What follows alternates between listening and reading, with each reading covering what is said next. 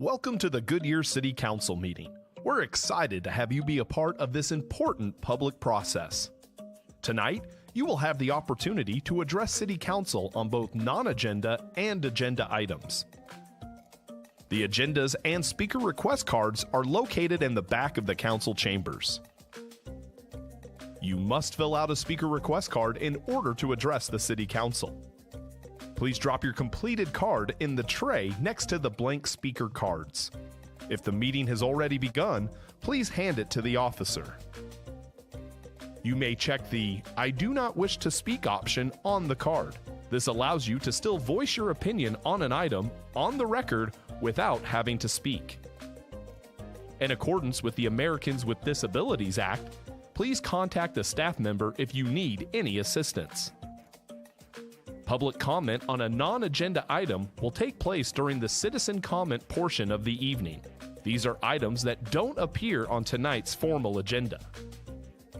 The city clerk will call your name when it's time for you to speak. At that time, please approach the podium and tell us your name for the record. You'll have a maximum of 3 minutes.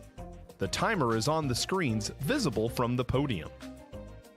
Note that you may also choose not to speak if other speakers before you have said what you wanted to say. Shouting, cheering, and loud noises will not be tolerated, and violators may be removed for disrupting the meeting. Goodyear City Council meetings stream live on Facebook, YouTube, Twitter, and online at goodyearaz.gov. Follow the city's social media pages so you don't miss out on all that's happening in Goodyear. Thank you for coming to this meeting and being an active part of your city. And remember, it's a great time to be in Goodyear. I'd like to call the regular meeting to order for April 24th, 2023. Everybody here is present and accounted for. Please join Vice Mayor Cano in the Pledge of Allegiance and invocation. I pledge allegiance to the flag of the United States of America and to the republic for which it stands, one nation, under God, indivisible, with liberty and justice for all. Father God, thank you for our city, the people who choose to live here and shape its future. We are thankful for our elected leaders and for the city employees who work to serve the residents of Goodyear. Help us to have wisdom and discernment during this budget cycle. We are thankful for continued growth and increasing revenues despite the prolonged uncertainty of these economic times. Help us to serve the needs of our residents, businesses, and developers as we make decisions on the budget and in our meeting tonight. Help us to do the best for Goodyear. We pray for protection for our police and fire and for those who are out on the streets serving the public. We are thankful for the military members and their families who make Goodyear their home and for the mission and purpose of Luke Air Force Base. Please guard them all against all enemies, seen and unseen, known and unknown. We give you the praise and honor for our many blessings. Amen. Amen. Thank you, Vice Mayor.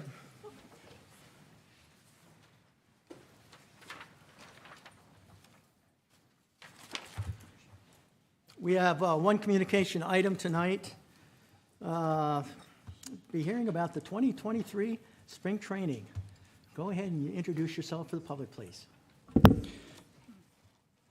Good evening, Mayor and Council. Thank you for this opportunity to come before you tonight to give you a recap on the 2023 spring training season.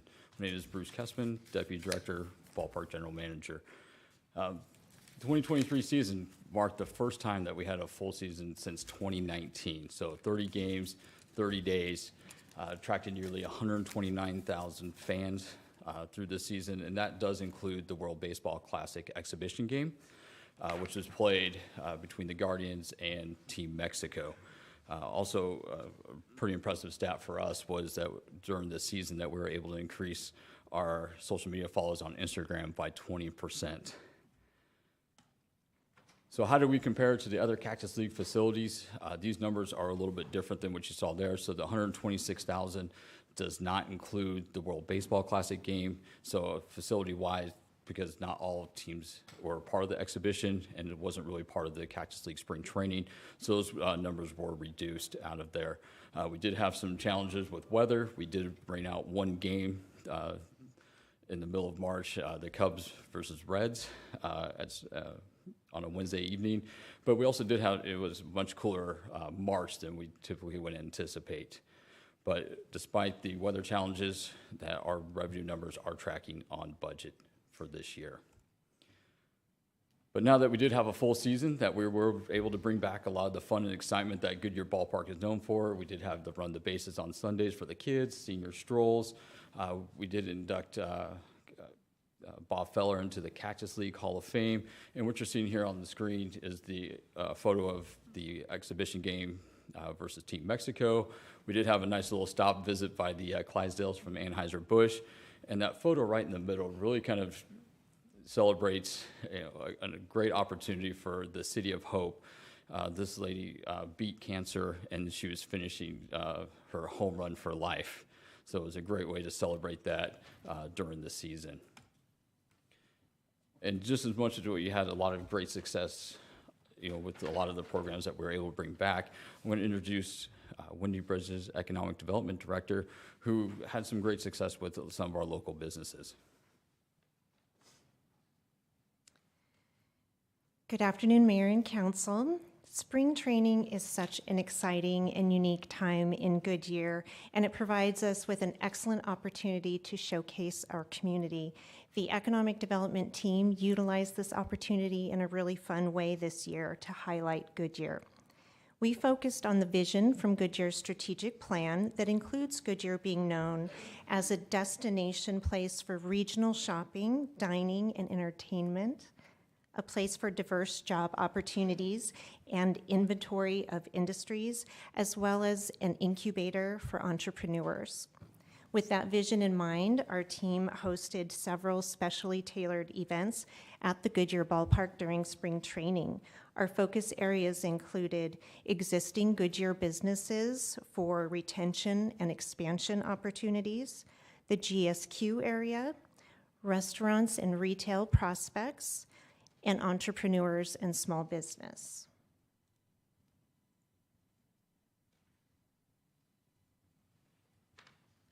The outcomes from our event include over 120 attendees engaged in conversations with our team on the exciting things that Goodyear has to offer, including messaging for locating and growing in Goodyear. Several retail and restaurant leads were converted into active prospects. We had conversations with current Goodyear businesses for opportunities and potential to expand their business.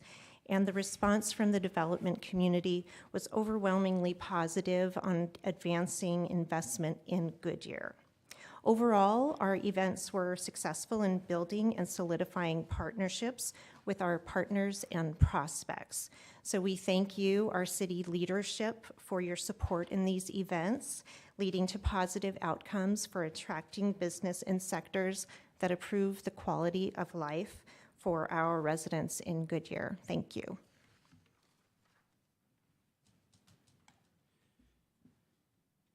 And of course, our success with Goodyear Ballpark is what our fans say about us and what they love about coming to the ballpark each and every year. We conducted our in-park survey, our guest satisfaction 4.7 out of 5, and what's even more impressive is the fan friendliness of our staff, 4.93 out of 5. And a big thank you to all of our staff volunteers that help with their respective roles in creating that fan experience. But it's not just the folks and our fans that come in park. This is also on our social media platforms, but on the web platforms as well. Google reviews of 4.6, which is truly outstanding for us.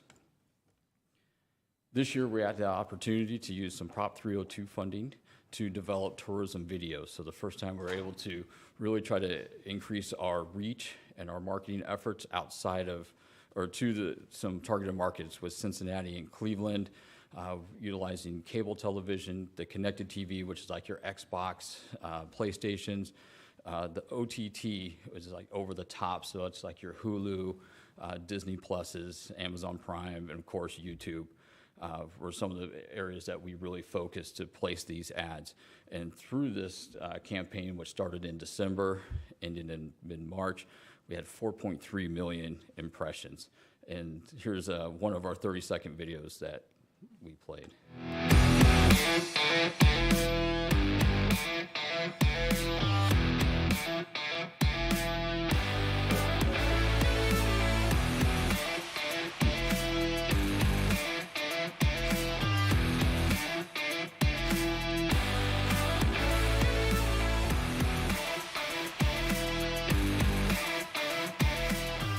Catch Major League Baseball spring training action at Goodyear Ballpark. And of course, we had some team-specific that played just in Cincinnati and just in Cleveland as well. But the fun doesn't stop there. After spring training, we have some great events coming up. Goodyear Little League is currently playing inside the main ballpark. We have Buckeye Union High School graduations coming up later in May, along with the AIA State Baseball Playoffs and the AZ-BCA All-Star Games, which will be hosted at the ballpark Memorial Weekend. And then, as was just announced, we have that partnership with Perfect Game. They'll be starting their tournaments Memorial Weekend as well with the Memorial Day Classic, expecting to bring in about 90 teams and 1,000 players from across the nation. And Vice Mayor Kano, I'd like to thank you for the introduction to Mr. Cadis, which led to this partnership. And that concludes our presentation. Is that it? Yes.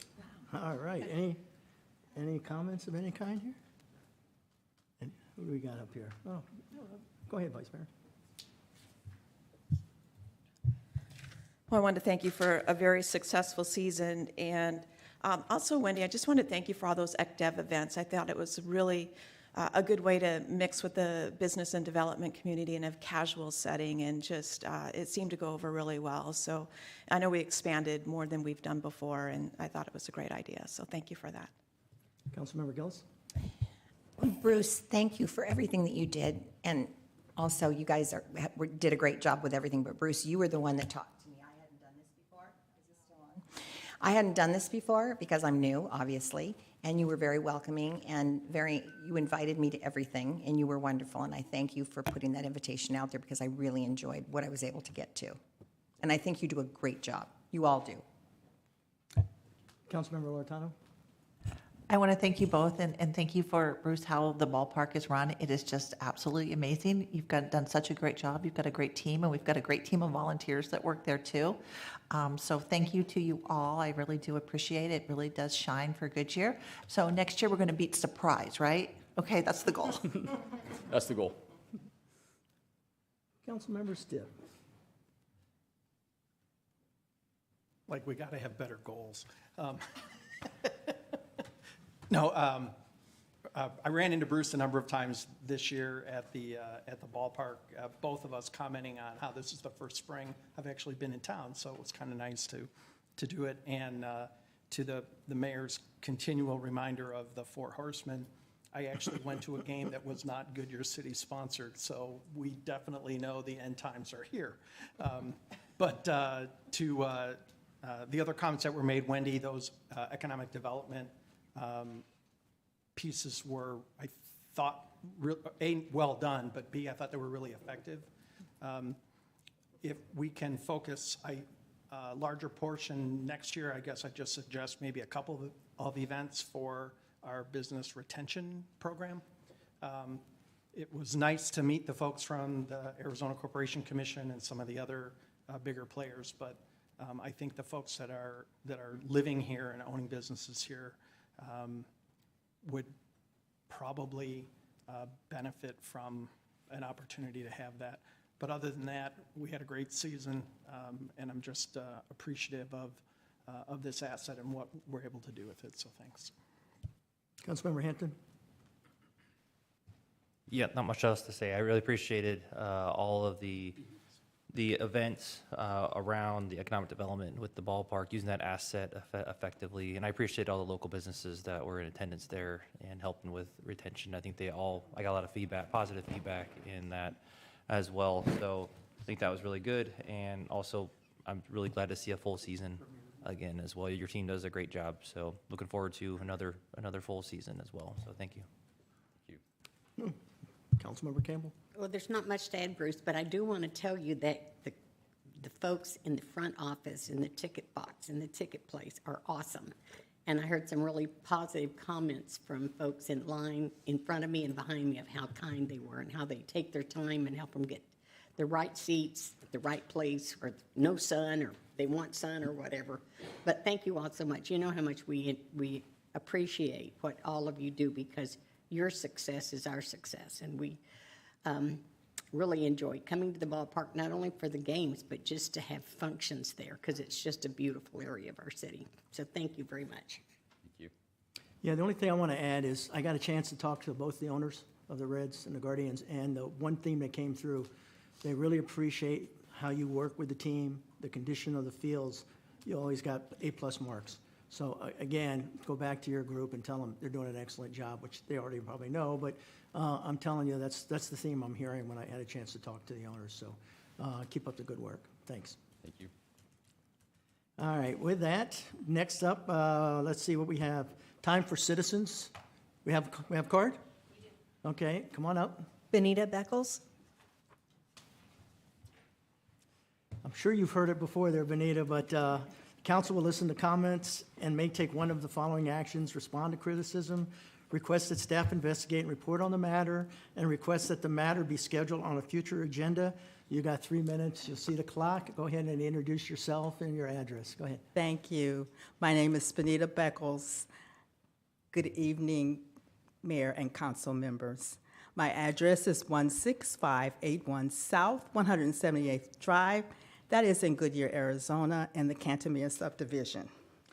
Well, the reason I am here today is that I have been personally doing some research on Mobile, and I know we've had lots of discussions on the things going on in Mobile. I would like to present to council a 94-page booklet entitled An Archaeological Investigation of the Historic Black Settlement in Mobile. It was done in 1992, and I really would like to share this with the city management. It provides information regarding the Homestead Act and its development in the city of Mobile. And therefore, I'd like to provide it to the city, because I really would like it back. Provide it to the city for your review. Okay, thank you. City manager will grab that and then get copies to us. Gotta move quicker. And then get it back to you. Yes. Thank you very much. All right, thank you, Benita. Anybody else? No, Mayor. We're good? All right. Thanks for bringing that, Benita. I know some people have been looking to see, because they keep coming up before, so I appreciate that. Will the city clerk please read the consent agenda items 2 through 4 by title only? Number 2, approval of minutes. Number 3, approval of a new Series 12 restaurant liquor license for Tacos Barbone located at 1188 North Dysart Road. Number 4, approve the expenditure for jail services for the police department and related budget transfer. Does anybody on the council wish to remove an item from the consent? Seeing none, will the council please enter a motion and a second to approve items 2 through 4? See a motion and a second. You go ahead and open up for discussion or vote.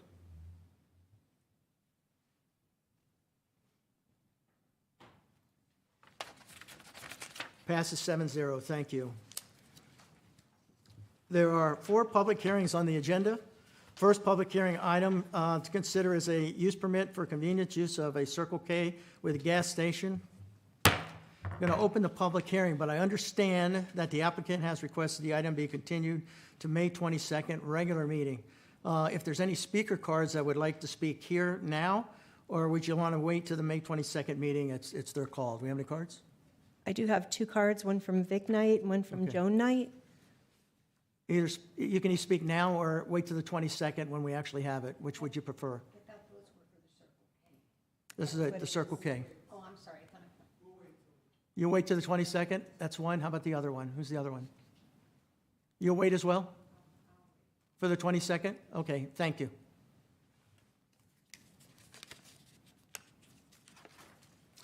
Next public hearing item is to consider as a special use permit for an airport at Bishop Air Training Field. Go ahead and open the public hearing.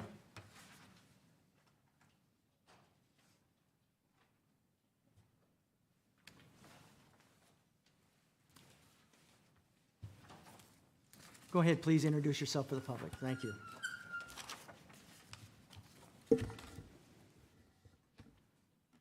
Good evening, Mayor, council members. Guadalupe Ortiz Cortez, planner. Before you is a special use permit amendment request for Bishop Airfield Facility. The subject property is located at 9602 West Alabaster Road, north of State Route 238, in the Mobile area, and is shown on the screen by the orange outline. The property is zoned I-1 Light Industrial. The site is approximately 433 acres. The airfield has been in operation at this location for over 32 years. In 2008, the property was annexed into the city, and a special use permit was approved for the site. At that time, the airfield was used as an air training facility by Lufthansa Airlines. Lufthansa Airlines used the airfield to train its pilots. The airfield is now owned and operated by Bishop Airfield. The applicant is requesting a special use permit amendment to allow Complete Parachute Solutions to continue to use the airfield as a free fall parachute training air facility. Currently, the free fall parachute training operation is outside of the scope of the 2008 special use permit. The special use permit amendment before you would allow their continued use of the airfield and bring the property into compliance with city code. There are no new proposed facilities with this application. The current on-site facilities include an aircraft maintenance hangar, a control tower, 2 aircraft shelters, and a fuel tanker. The special use permit application meets the evaluation criteria established in the zoning ordinance as detailed in the staff report. The applicant indicates that the hours of operation depend on weather. Training operations are held between sunrise to noon, approximately 80% of the time, between 3 a.m. and noon, approximately 15% of the time, and between 7 p.m. and 12 a.m. midnight, approximately 5% of the time. The nearest existing residential home is located approximately 1,300 feet from the airfield. Considering that the airfield has been used for flight-related operations for over 32 years without complaint, staff does not recommend any hour restrictions. The citizen review and public hearing processes were followed. A citizen review meeting was held on Thursday, November 10th, 2022 at the Mobile Elementary School. To date, staff has not received any inquiries or opposition to the project. The special use permit meets city requirements. Staff and the Planning and Zoning Commission recommends approval of the special use permit amendment, subject to stipulations. Mayor, council, this concludes my presentation. I can answer any questions. The applicant is also in attendance. Is the applicant here? Would the applicant like to speak at this time?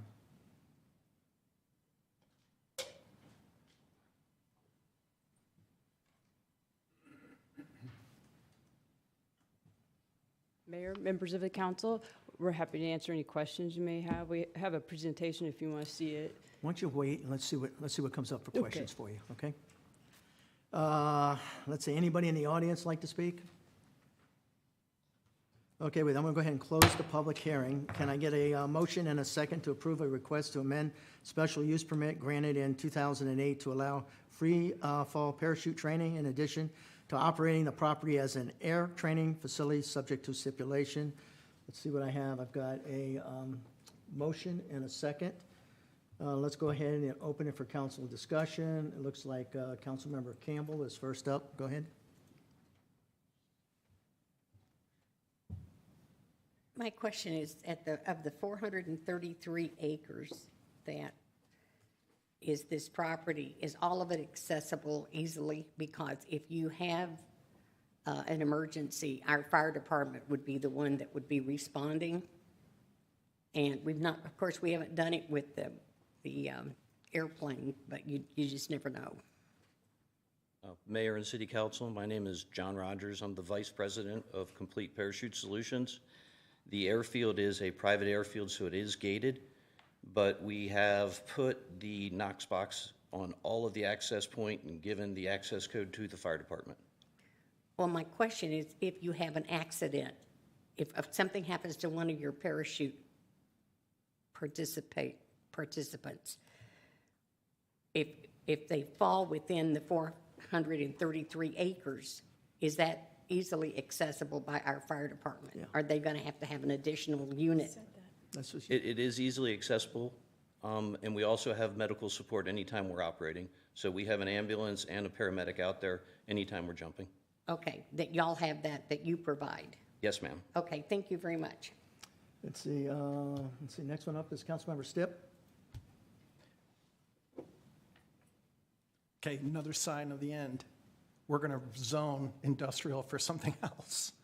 For the planning folks, I think you realize how kind of incredible that is. This is a great use of this facility. The existing airport, been down there for a long time, makes a lot of sense for that area, certainly a lot of open space. So I think I'd much rather see the parachute, I don't want to call it a club, but the business down at this airport as opposed to the one down the street. So I do appreciate you choosing Goodyear, thinking about that. And perhaps this is an opportunity for us to grow in an area of the city that right now we're kind of struggling with. So thank you for thinking of us, and I look forward to, you will not see me there, but I promise you that. But I do wish you the best and hope things go well. Thank you, sir. And we only train Department of Defense, government agencies, and our allied nations, so it's not really a skydiving club. It's more of a professional organization. Councilmember Hampton. Yeah, also, I really appreciate you choosing Goodyear. I think it'll be a good addition to that area. And I just want to clarify, will there be increase in flights compared to when Lufthansa had it? Or is it about the same number of flights taking off? It'll be a significant decrease. Oh, really? Okay. They were doing in excess of 500 touch and goes a day. I think we do 8 to 12, and we're done. Oh, okay. No, that clarifies. And then I did have some questions around fire, but I think you already answered that we do have the resources there in case something, because it's just so isolated. So just to make sure you have the support that you need in case something goes wrong. But it Yes, sounds sir. like you've already taken care of all that. So yeah, no, I appreciate it. I'm looking forward to this being at this location. I think it'd be a great addition to the city. Yeah, so welcome. Thank you, sir. That's the Councilmember Loretano. Well, thank you very much for choosing Goodyear. It is pretty rural out there, so I think it's a good spot for it. My only question is, no problems with the parachutes with either Luke's flight path or with Sky Harbor's flight path or anything along those lines? No, ma'am. As part of going through the process of acquiring the airfield, we actually did meetings with the FAA in Phoenix and Albuquerque, and they notified Luke for us, and they've assigned us a climb box, so we do not interfere with Luke, Goodyear Airport, Phoenix International, nor any of the regional airports, to include the glider port to the northeast of us, and Skydive Phoenix, which is a little bit north by northeast of that. That's in Buckeye, right? The other one? Yes, ma'am. Okay. So, yes, we did do meetings with all the FAA, and they actually assigned us climb boxes, so we deconflicted all of our flights. Well, I appreciate you checking everything out and checking all the boxes, so thank you very much and welcome. Thank you. Great questions, nothing to add. I'm in support of it as well. So with that, let's see, go ahead and open the voting.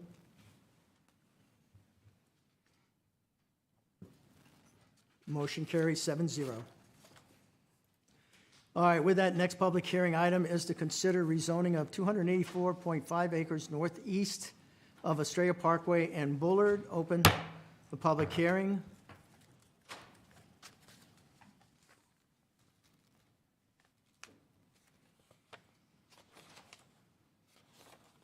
Please introduce yourself to the public. Good evening, Mayor Pizzolo and City Council. Christian Williams, Principal Planner here with Goodyear. And I'm here before you this evening with a request from Brendan Ray to conduct a rezoning on a property within the city.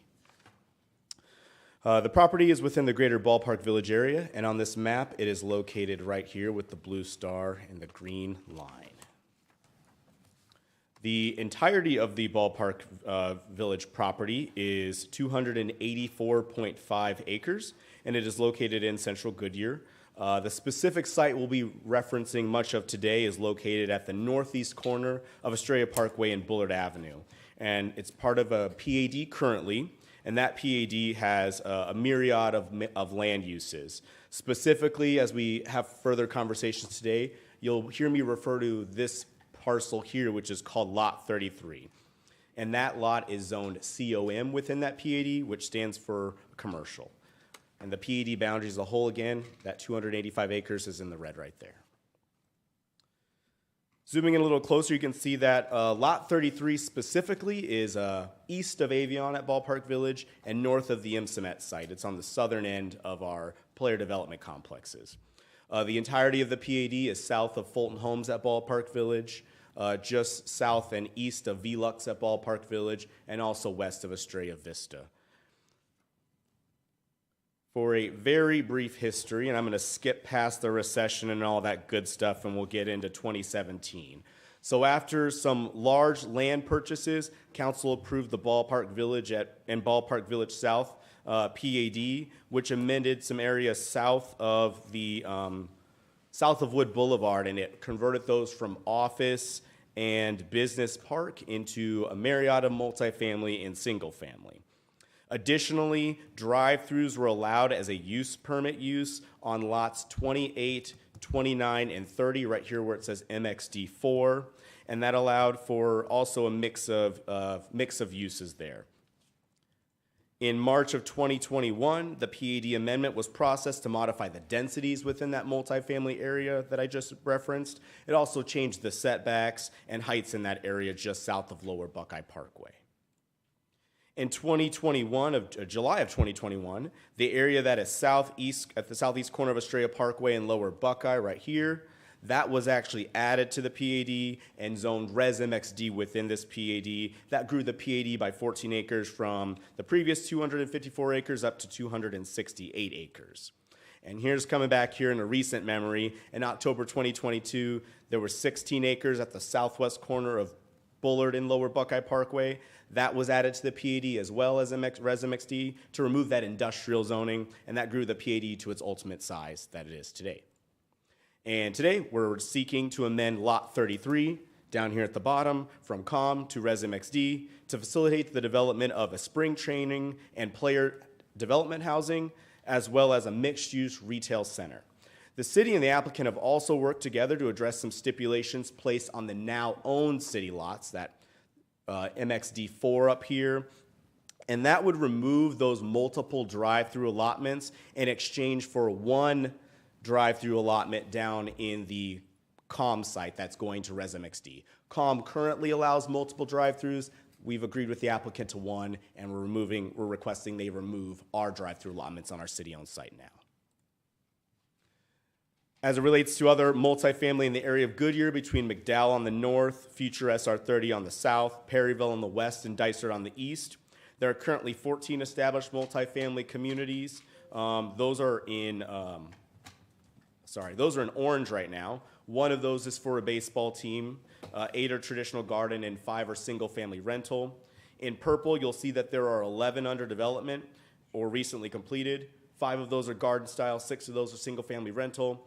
And in yellow, you'll see that there are 23 zoned for multifamily, 11 are likely single-family rentals or townhouses, 9 are garden style, 1 is age restricted, and 1 is part of the city center land holdings that we have.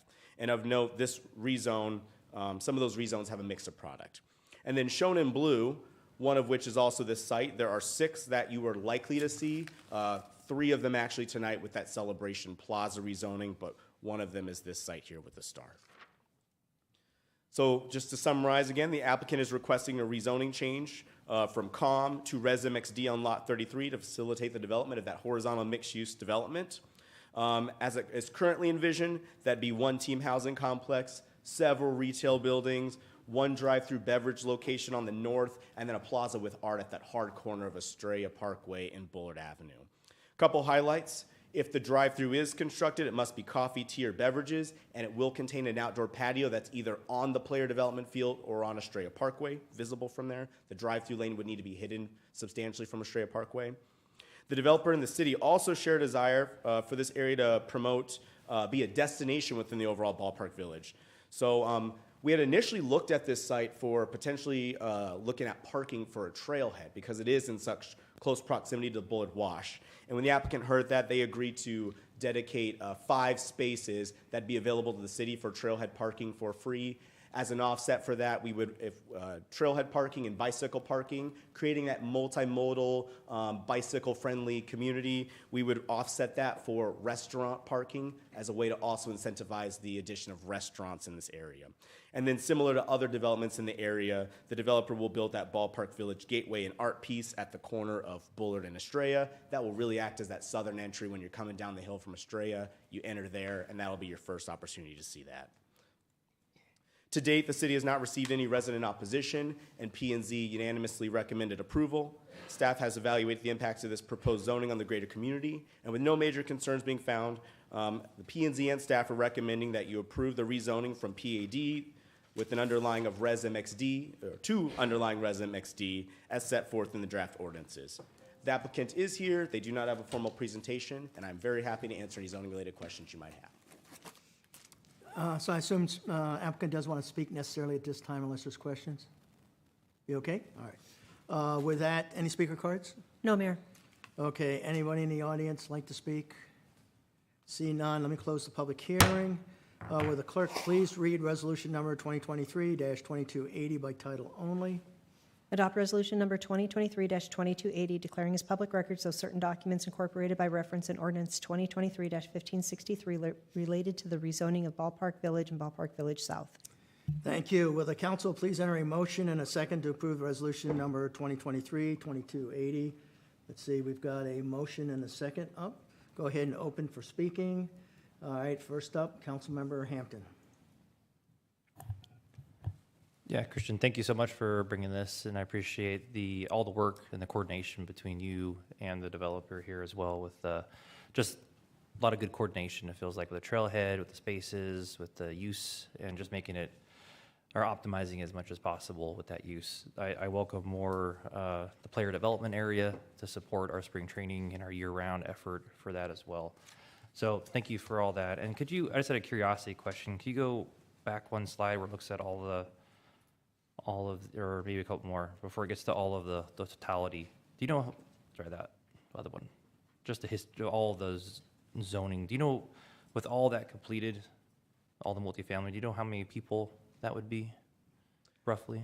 I don't know for this entire zone. I can tell you in the Ballpark Village area, the overall, there's about 4,500 units of single family and multifamily. So you do that times 2.8, over 10,000 residents to support the retail in the area. Yeah, because I understand there's another 10,000 over along 303, and I was just curious about the totality of what that looks like, everything in the pipeline. So it seems like quite a few people. So. Quite a few, and that was just in that little area. There's a lot for the whole area, yes. Yeah, I know you keep showing this slide every time we look at multifamily, so I was just curious what our number, where we're at right now with our numbers with that. So, okay, I appreciate it. Thank you, welcome, thank you. Councilmember Lortano. I appreciate the developer bringing this to us and your presentation on this, because I think it's very important to get this area developed because it is around our stadium, and the success of that area will be the success of that stadium to continue and to grow the population as we get more infrastructure around there, and more houses and more apartments and more retail and drive-throughs or anything around there is going to bring more people to that area, more restaurants. So I appreciate it very much, so thank you. Councilmember Stipp. Christian, this is separate from obviously the city-owned properties that immediately are around the ballpark itself. Technically still part of Ballpark Village? Yes. Okay. So we did the city commissioned economic use study for that area. Did it show it showed retail and I think some multifamily. Can you, how does this complement that study that we did and kind of talk about highest and best, that kind of thing? Great question. So that study was aware that this applicant would be submitting in for a certain level of retail. So when it provided the numbers of what it believes the city could support on its city site, it was noting that there would be this development as well as others within the area. That study also, as a highlight, did note that there is a deficit of units that are needed to get to that number. So this development will also complement future retail in this area by adding residential development to the area so that the retail on the city-owned property can also be successful.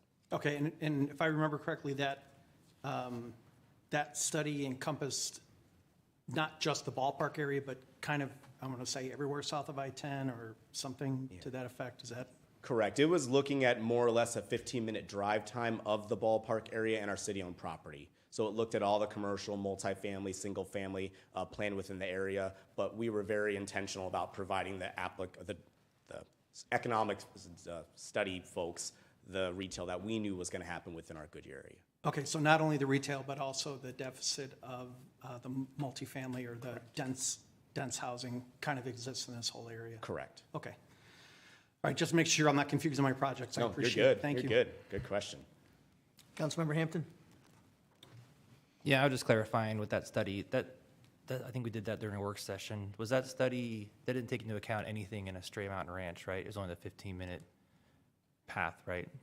I don't believe all of Estrella Mountain Ranch is not included within that 15-minute path. However, they were acutely aware of the traffic and how the Estrella Mountain Ranch residents will drive by this development and want to patronize it. Exactly, yeah. What I understood, it didn't take into account really the large amount of project and growth that's in Estrella Mountain Ranch, because it's not within that 15-minute circle. So I just wanted to clarify. Thank you. All right, with that, seeing no further discussion, go ahead and open the voting.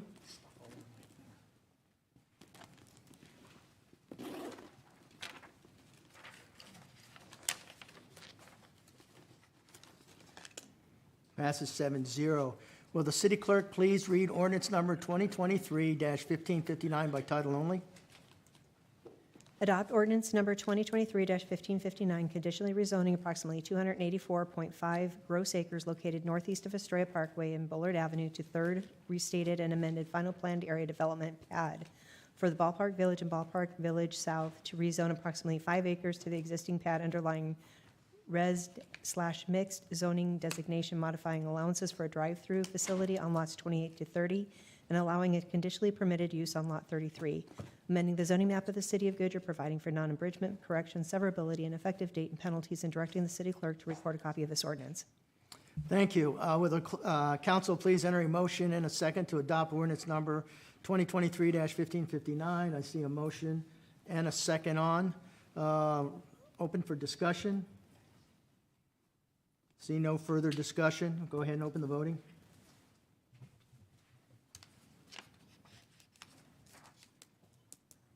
Passes 7-0. Thank you. Next public hearing item is to consider is a rezoning of Goodyear Celebration Plaza. Open public hearing. Go ahead and introduce yourself. Thank you, Mayor, members of council. Katie Wilkin, Deputy Director of Planning. City Council previously considered this item on January 23rd, and so I do have a full presentation, but I am going to focus on those things that have changed since the last time you've seen it, so you can ask me if you want to go back to any part. The subject property is located southwest of Interstate 10 and Litchfield Road. It is adjacent to the City of Hope development. It's currently zoned PAD, and the general plan designates it as business and commerce, which allows for a mix of high-density residential, commercial, or light industrial uses. The current PAD for the western portion allows for business park, similar uses to our commercial office or C1 districts. And then the eastern half currently is related to our C2 general commercial district.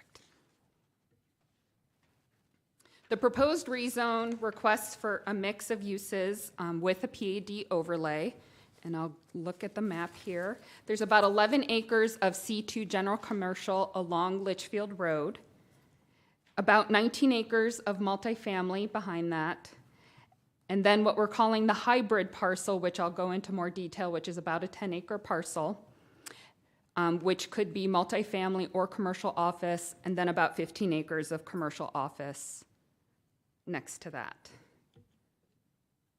The density of the multifamily piece that's in the southern half is about 10 to 15 dwelling units per acre, and it aligns with our MF12 standards. However, they've increased the height and require a minimum of 2 stories to increase the density to align with the general plan. There's also a park open space, which will be a publicly accessible park but privately maintained, which is about 1.5 acres. The multifamily on the north part of the property is aligned with our MF24 standards. However, it is going more dense, which is allowed by the general plan. And they also are increasing the building height from 40 feet to 56 feet, but that is the height that they're allowed today under the commercial standards. So it's not a change in the height, it's a change for the multifamily standards.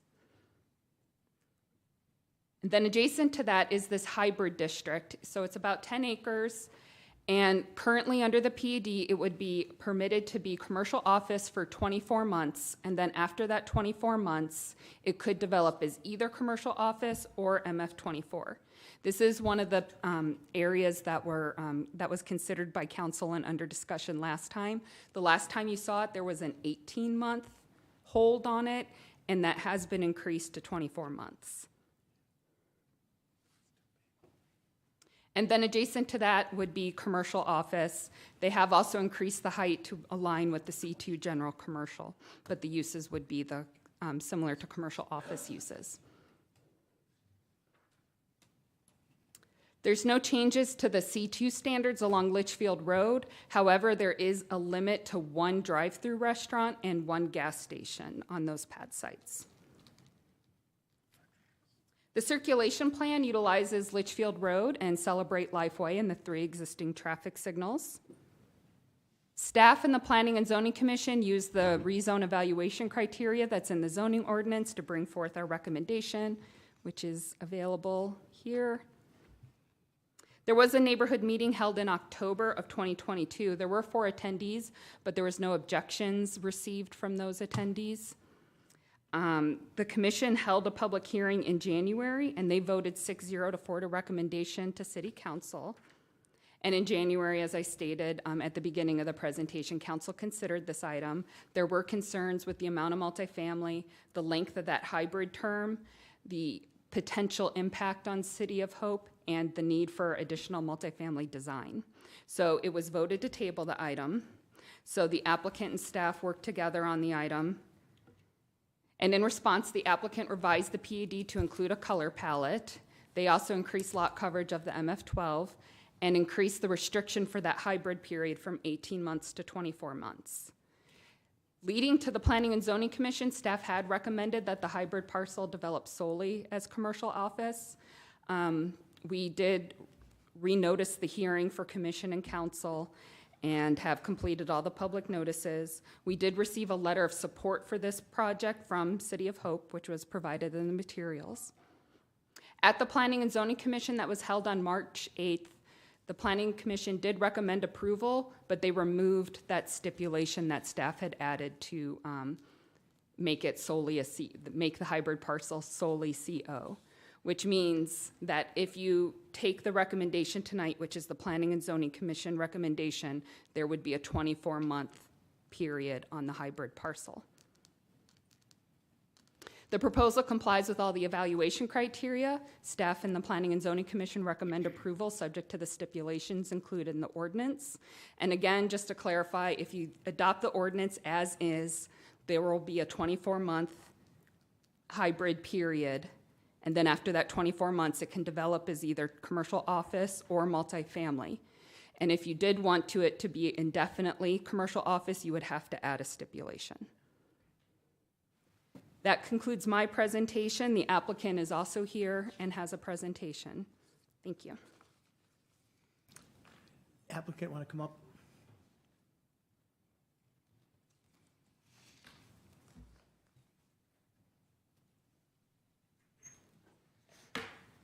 Mayor and members of the council, Jeff Bliley, 701 North 44th Street.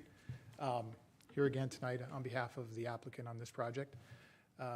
As Katie pointed out, we were here a few months ago, and at that meeting, we followed up and addressed what we thought were the concerns, which was there was discussion regarding the hybrid parcel and the time frame for the hybrid parcel.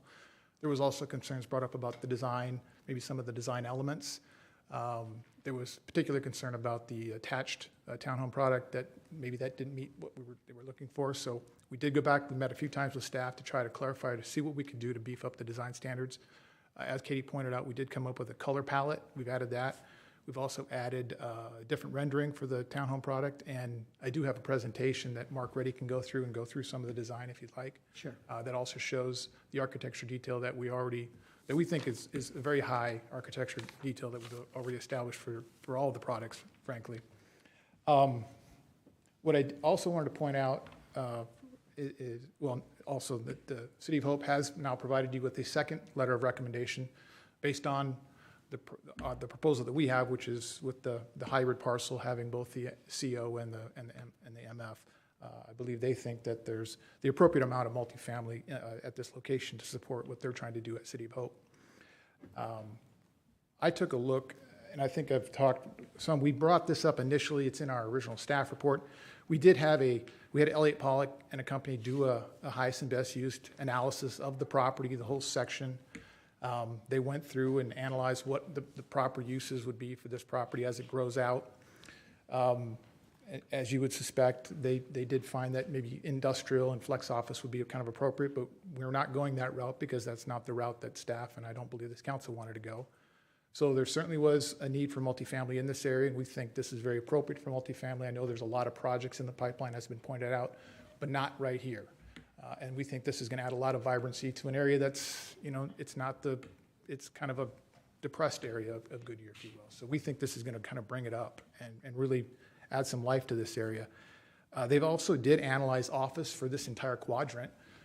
They came back with an analysis that said it probably supports about 50,000 square feet of office long-term south of I-10, given everything that's happening north of I-10, especially what's happening around, City Hall here. We've proposed over 15 acres of commercial office. That'll accommodate 300,000 square feet. That's 6 times what Elliott Pollock's group said that this property could support. So we think we're doing that. I also took a look, I know there's some comments about the Abrazo site, and I've got a handout here if you would like to look at it, but the existing, kind of see what happens around Abrazo. Abrazo is about 38, 39 acres. So you've seen everything that's happening around there. It's about almost a little under 40 acres. Our site that we're adding to the existing cancer treatment center site is 40 acres. So you'd be able to do exactly what you're doing at Abrazo, all the expansions there. City of Hope has some area. We've got another 16 acres that can accomplish that entire medical complex that you've got around Abrazo. What Abrazo has next to it, where the Adelante is about another 18 or 19 acres. Fortunately, with our property here, you've got the 41 acres you just recently rezoned to kind of a flex office that could accommodate all the type of uses that you'd like to see research and develop for medical office, the Adelante, all those type of uses. You've got a couple hundred more acres just to the west of us along the I-10 that could certainly go office. There's about 15 acres just south of the City of Hope that could go office. So there's a lot of office opportunity on top of the 40 acres that us and City of Hope are providing. So we think we've really addressed the need for office in this area. And again, as I pointed out the last hearing, it's been office for 18 years and it hasn't developed office. So we would hope that you could support the plan that we've got forward. We brought it back to P&Z again for the second time. P&Z is a very savvy bunch. They seem like they know what they're doing. They heard staff's argument for changing the hybrid parcel just to CO, and they rejected it unanimously. So we've got 2 unanimous recommendations from the Planning and Zoning Commission for the project that we're submitting, and we hope that you'd support their recommendation and approve it tonight. And like I say, if you'd like Mark to go through the kind of the design review thing, we've got the presentation. I think that would be happy to do it. Okay. Bring him up.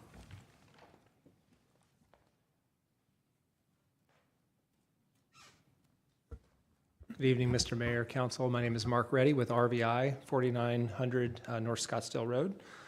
I'm going to try to go through this a little quick. If you have, it looks like the text is all messed up. Anyway, the vision for this project is really, I'm going to have to go to I don't know what happened to the slides here, but the text is all messed up, is really to create a mixed-use project that supports. Hold on a second, Katie, can you show them how to use the Elmo if this isn't going to work? I wonder if it's just this slide. Let me see. Yeah, it looks like everything is goofy. Huh. PDF conversion. Yeah, they convert, yeah, it was a PDF conversion. Yeah, you try to convert it. PowerPoint to PDF. Sometimes. I think you just figure out how to aim Don't it. watch that. You might get vertigo. It's a roller coaster. We need to, that's not going to work. Well, you just have to bring it closer. She can focus it in. Just focus it in. You know how to work this? Lighting is really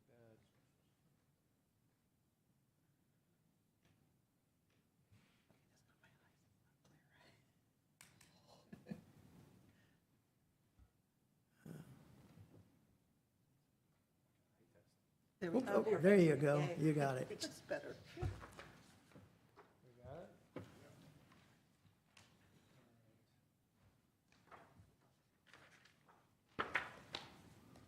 And where are my notes?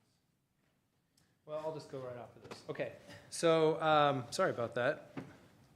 So the vision is really to create a mixed-use project that supports healthy living, invites interaction to nature, and encourages social connection. This is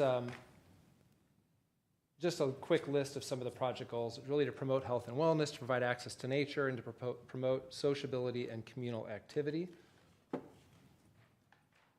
And then I won't get into the details. Staff did a presentation already, so this is just an exhibit that shows the proposed zoning. This is one of the conceptual site plans for the project. This site plan shows all of the hybrid parcel, all is residential, but obviously depending on what decision council makes, that may change. So this is just a concept at the time to show what it could look like potentially. But more importantly, this exhibit is the pedestrian circulation plan. And that's one of the things that we really wanted to focus on was the overall circulation for the project to make sure that everything is well connected. And there's a loop trail system around the perimeter. It's about 2.5 miles long. Oh yeah, you can see it on the screen as well. And it goes around the entire perimeter. There's also connections internal to the site that connect through the commercial into the office development. And then, of course, the park site, which I'll talk a little bit more detail about, provides connections from the City of Hope into the site as well as throughout the project itself.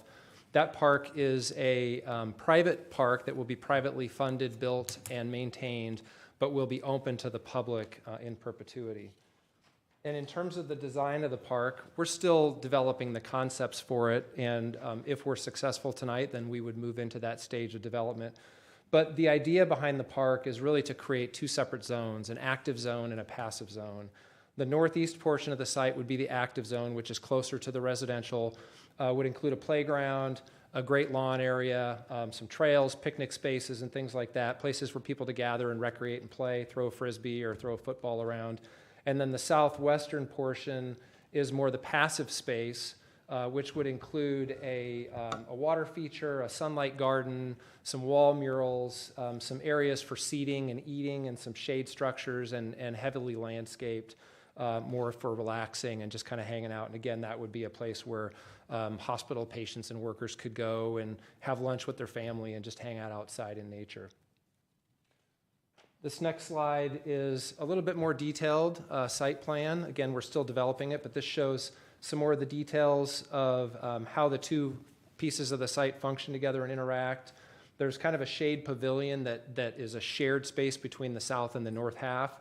There's a great lawn where you could have concerts and movies and things like that. A playground in this area here, and then you can see this is the water feature, the sunlight garden around here. There's some picnic areas and seating areas, and then a wall mural and some other areas just for people to kind of hang out and relax in nature. And these are a couple of sketches that we put together. This is showing the passive area with the water feature and some of those seating areas that we talked about in the big shade pavilion that kind of separates the two parcels. And then I talked earlier about the loop trail system. One of the things that we're doing in the loop trail system is providing exercise stations to promote our whole vision of wellness and health.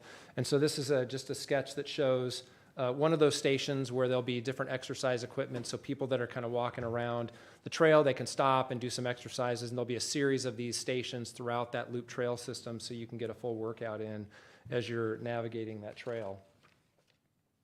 And then we've also done a little bit of work on the overall theming and landscape architecture, and so I'll walk through a little bit of that. We really wanted to recognize the history of the site, and this is an old farmland site, and so the agrarian heritage was something that we wanted to embrace, really to talk about the authenticity of the site. And so the design characteristics are reflective of that, including linear rows, earth tone colors, grid patterns, groves of landscaping and geometric designs, and then the materials would include things like split-face block, stone veneer, slump block, board form concrete, and corrugated and perforated metal panels, which is consistent with that style of architecture. And this is an image that shows the primary entry monument at Litchfield Road and Test Drive Way. You can see the symmetry. There's entry monuments on both sides, flanked by the historic palm trees that are found on the site. Very simple materials, geometric shapes consistent with that overall theme that we talked about. And then this is a secondary entry monument that's in the secondary entry. So this is in the entries that come directly into the commercial or the office developments. Similar materials and colors, but much smaller scale. And then this is the corner monument at the corner of Celebrate Life Way and Litchfield Road. Again, same design, style, colors, and materials that are found in the primary entry monument. And then the smaller neighborhood scale monuments, these are the entrances to the individual residential development parcels. Again, same materials, colors, but much smaller scale. This is the proposed walls for the residential portions primarily, but could also be within the office development if there are walls. Very simple stucco materials with decorative caps and columns with stone veneer, again, consistent with that overall theme and flavor for the community. So these would be tied together throughout all of the different parcels within this project, so it really has that unified architectural element throughout. In terms of landscaping, we've identified 3 different landscape zones. There's the Sonoran Desert Zone, which is really around the perimeter of the project, and that's the more native desert plant materials that you see from the street and along the perimeter. And then the Agrarian Character Zone is at our primary entries and along the main drive, Test Drive. I don't know if that's what it'll be called on this side, but the main road coming in, and then the blue areas are the Urban Character Zone, which are the individual development parcels that would occur. And this next slide gives you a little bit of an idea of the character of those 3 zones. So you can see the Agrarian Zone is that linear grid pattern at the main entrances. The Urban Zone is more the active recreation and the areas within the developments, and then the Sonoran Desert Zone takes on a more organic, natural form along the perimeter of the site, consistent with what's going on around it. And finally, wanted to talk a little bit about architecture. We did include these in the PAD booklet, so you may have seen them in that booklet, but these are just some examples of the types of character and architecture that we're looking at for the commercial parcel along Litchfield Road. We haven't designed it yet, obviously, but this is the type of character that we're looking at. So in terms of what we actually develop, it'll be consistent with this level of detail and quality in terms of the commercial development. Same thing with the office development. You can see this is the basic style that we're going for in terms of the commercial office development. And then what's new is we've modified the residential renderings and examples to really provide much more bold color schemes. I'll talk about the color panel in a minute, but that was one of the comments that came up earlier, was that it felt bland and the whites and the lighter tones didn't feel good. So we went back and looked at a bunch of different projects, both in Goodyear and around the valley, and are proposing much more bold variations in colors, variations in roof lines, lots of articulation of the buildings, and we've got design guidelines in the PAD document that require this type of detail as part of all of the multifamily projects. And then this is an example of the MF12 parcel. This is the lower density parcel. This is an actual project that we were looking at as one of the projects for the project. There's 3 different color schemes here. This shows all 4 sides of each building. These are more townhome attached units where you can see lots of articulation, lots of variations in color, roof pitches and styles and things like that that would be incorporated into the architecture. And then this is the color palette that we put together to really look at a complementary mix of colors, bolder colors with some both earth tones and we call them land and mountain tones, This would be the inspiration for the colors of all of the buildings that are included in the overall project. And then the last thing I wanted to mention, I don't have a slide for it, but in the PAD document, we did include a series of new design guidelines in working with staff. And those design guidelines are memorialized in the PAD, and they deal with things like requiring a minimum of colors within each building itself, requiring a minimum of 2 base colors and 3 accent colors for each building type, that each building have at least 2 different distinct roof lines so that there's variation in the architecture and the roof lines, that all multifamily buildings shall incorporate 4-sided architecture. So what you see from the front of the building is the same as what you see when you're driving down I-10 on the freeway and you're seeing potentially the backside of the building. Ground floor retail on Celebration Way will either include front doors or patios that open up to that so it doesn't look like the back door of units along Celebration Way. And there's a bunch of architectural design elements that are included, including things like articulated parapet lines, expressed window heads and sills, variation in stucco patterns, shading elements for awning, stepped cornice details. There's a whole series of things in there that the developers have to pick from. We also put in guidelines regarding perimeter fencing and walls and providing view fencing where we can, particularly where we're separating the residential from the commercial and the residential from Celebrate Life Way, so there's lots of openings and you're not just looking at a solid wall. Those details are in there as well. And then, of course, pedestrian connectivity is a really important element of this project. And so there's guidelines for pedestrian connectivity between each of the uses. We also have requirements that along Celebrate Life Way, there are multiple opportunities for pedestrians to get from the public rights-of-way into the site. So it's not just one location, there's multiple locations that would be provided. Things like streetlights, pavers, landscape, signage, all have to get incorporated into the same architectural theme as the rest of the project. And then, of course, we would be doing a comprehensive sign plan for the overall project, which would be the next phase in the project that we would do if we're successful with the zoning.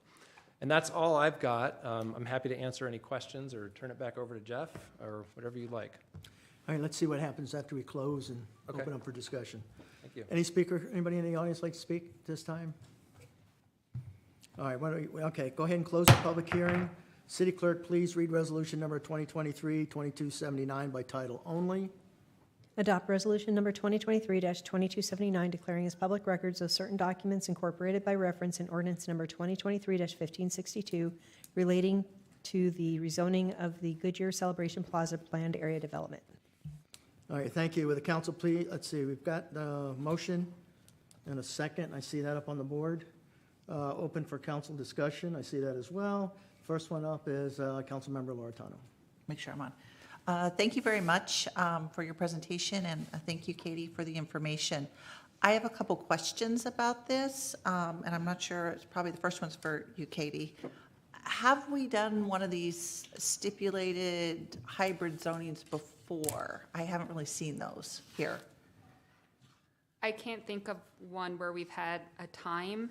There have been times for like a special use permit, but for it to revert to a zoning, I can't think of it off the top of my head. Okay, because I was on planning and zoning before with you, and I don't recall this type of coming through.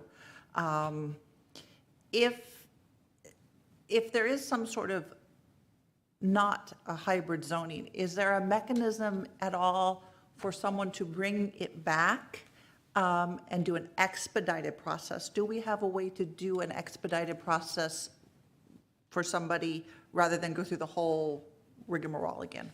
Thank you, Mayor. Councilmember Loretano. The public hearing process is set by state statute. Would it go through quicker because we've seen it before? Yes, but there's not, we can't guarantee an expedited process because you have to go through all the notices, citizen review, all that, because it's set by state statute. Okay, so there's no way to say in X amount of years or months that it just comes back to council at that point to decide yay or nay? Thank you. I'm kind of looking at the I'm city looking- attorney just I'm seeing a no, okay. that we're on the same page, but I don't think so. Okay, I just wanted to know what options were, so thank you. I do appreciate it from the applicant, what you've done. It's very, you stepped up your game. It's very nice. My problem is definitely with that hybrid parcel, just the fact it's hybrid. And this one I'm really conflicted on. You've put a good product forward, but I'm very conflicted just on the procedure for that. So that does kind of bother me. And maybe I'll listen to other council members and they can help answer some of my concerns. My concern is if it's like 18 months, that's such a short window to do development. And from what we saw, you're pretty much planning it's going to be multifamily, which I get that. But it's such a short window for me to see that it could, if we started doing these throughout the city, I guess, that could lead to bad actors who would say, hey, yeah, we're going to give you office here. And I'm not saying you're a bad actor. I'm just saying this is a policy thing that I'm just going through my head, that you could say, and then just ramp the price up and put it on the market for such a high price as whatever, retail or whatever, that you know it's not going to sell at that and it's going to come back. So that is my concern, is that we set a precedent for bad actors. So that is one concern. The other concern is our state legislature, because all these bills are going through that are working with the state's zoning or the city's zoning. And I like to have something nailed down, not an if or that, because of the legislature, especially 18 months for me is definitely way too short of a period of time. I do have one question, and this might be for Wendy for economic development. Sorry, I'm making you come on down. Can I just interject here? It currently is 24 months, not 24 18 months. Okay, so it's 24 yes. months. Okay, thank you. So Wendy, for the office parcel, how much office is in that area other than what's in this Celebration Plaza area, in the general area over there? In the Celebration Plaza? No, area? not excluding the Celebration Plaza area, up and down I-10. I don't know that off the top of my Oh, okay. head. I'd have to. Do you know if there's a lot or if there's a little on the south of I-10, I guess? Let's just go with that. I don't recall a lot, so. Katie, do you have any idea on office south of I-10? Or just north of I-10? Or just north of Yeah. I-10? Thank you. Can you repeat the question? Sorry. Could you repeat the question? I just want to make sure. What's our office, especially south of I-10? Do we have a lot of office product or office zoning south of I-10? Thank you, Councilmember Loretano. Their office is permitted in the C2 General Commercial District, so anywhere that's zoned commercial, office could go. There's other types of uses that could go too, so it's not preserved. Whereas a commercial office district, it's pretty much only office. And I mean, there are other office zoned. There's a couple parcels left on Test Drive that are still zoned commercial that could develop as office. And I believe there's some on Bullard too that are still zoned commercial. Okay, so there is still some out there. There's at least a couple. Okay, I appreciate that. Like I said, it's a good product. I'm okay with everything except for that hybrid theory going on there. That one I do have the problem. So I'll just listen to my other council members, see what thoughts they have. Councilmember Hampton. Yeah, thank you. So Wendy, I'm going to bring you back up. So yeah, first I want to say thank you staff for reevaluating. Thank you for the architectural enhancements as well. I really like the park that goes circular park and all the features there, and then the park itself. So I'll come back to that. So the multifamily portion, can you tell us why, as our economic development expert, why staff is recommending that this stay office versus multifamily hybrid, specifically the hybrid section? Because I know staff recommended one thing, and then our zoning team thought something else. So I just wanted curious what your expert opinion was. It's my opinion that the highest and best use for that parcel would be commercial office. Okay. Okay. Okay, yeah, so I was just curious. I mean, I just wanted to make sure, I think some of the same issues that Council Woman Loretano had is that I'd rather not have precedent. And I'm thinking back to in the trotter track, for example, how it came back to us. I think that was back to, it's a 2-year window, I think it was, and then it reverted back to its original use as well. So that's why I was confused on, maybe it's a totally different thing. But either way, I'd be okay with this a stipulation making this continue it to be office for Delta there, for D. Just because I think it would be the best use for that area. But in regards to, I had a couple questions on the multifamily. Is parcel B or Bravo, is that a luxury apartments? I know there's a couple different classifications of apartments. This is for, not Wendy.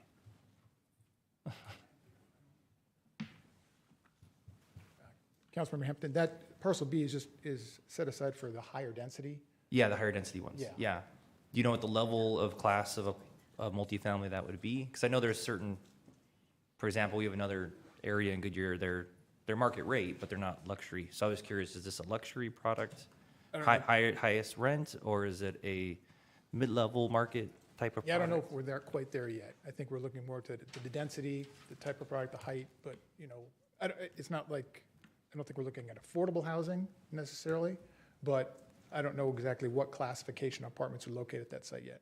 We don't have it under contract or anything like that. Okay, I'm just curious what Yeah. kind of user would be there, because I know, maybe just my confusion on majority of multifamily apartments that come here are usually luxury, and there's been a few that haven't, so I just want to make sure I ask that from now on, just because I'm not sure, because I've seen some products that are not luxury, so I'm just curious, but if you don't know yet, then you Yeah, I don't know don't, yet, so. I mean, the design and architecture is going to be very nice at this particular looks like it, location. So yeah. I mean, I don't know what you mean by luxury so much as that, we've got a very high level of architecture detail, so I expect it's probably going to be pretty luxury in that respect. Yeah, it's just, that's the designation that when Okay. people come and talk to us, that's Oh, how okay. they talk to us about them. So I don't think I'm creating a new category, but yeah, it looks like it's gonna be a nice multifamily, so I would expect it to demand higher rent, so.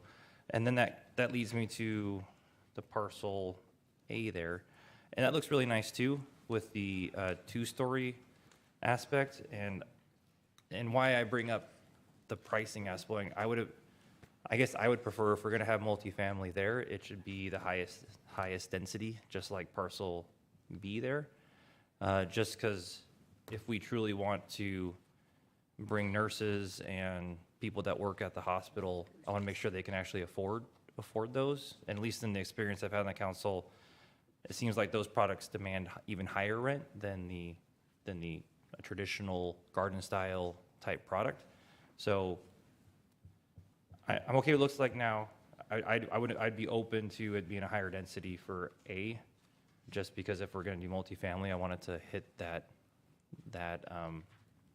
meet that demand that the letter and the other that the hospital says that they need there.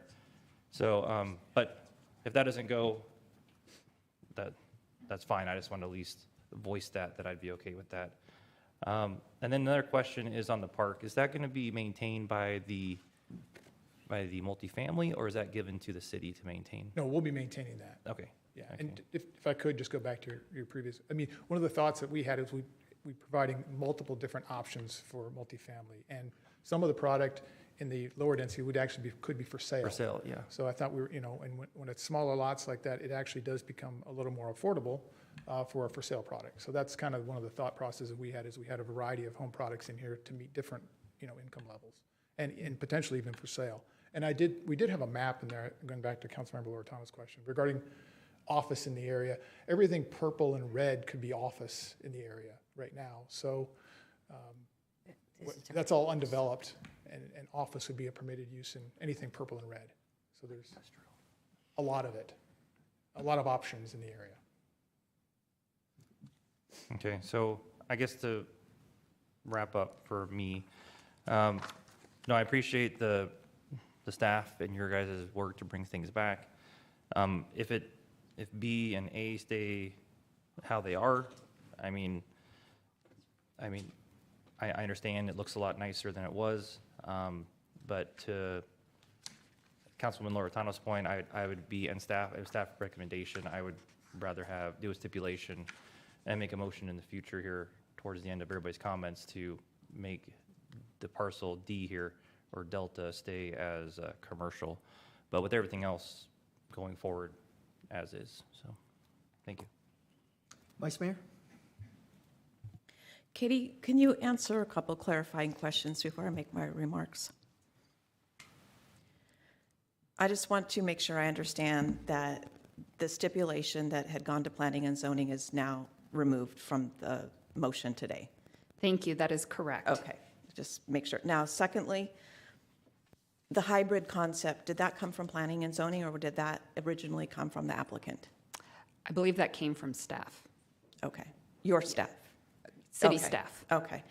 And thank you. That's what I want to clarify. And I can understand why we are apprehensive about a hybrid. We're used to things being one thing or another, and this does seem different. I think the fact that the suggestion, the recommendation for this originally came from our staff, I think we need to honor that and not just discard it. I think if we do it this time, it doesn't necessarily mean we have to accept any type of hybrid going in the future. But we offered it, they've accepted it, and now to say, well, now we don't want it, I'm not sure, I don't agree with that. It would have been different maybe if it wasn't our idea, but it was. I think this is a good project for this area. I think the area, Litchfield Road, south of I-10, can use this type of enhancement. Definitely the time that between January and now, you've done a lot of great work. And it's a very attractive project. I like the idea of possibly having some for sale. I think that would be a huge plus. But you've done a good work. I think it's going to be an asset to the region, and I am fully in support of it as it is. Councilmember Campbell? Yeah, Katie, will you put the map up that shows where the housing will be? The map that I printed out isn't what you've been showing, and this doesn't do me any good. No, not from the developer. Okay, I wasn't sure if we had it. Can I get the staff presentation? Thank you. There. Oh, gosh, I'm sorry.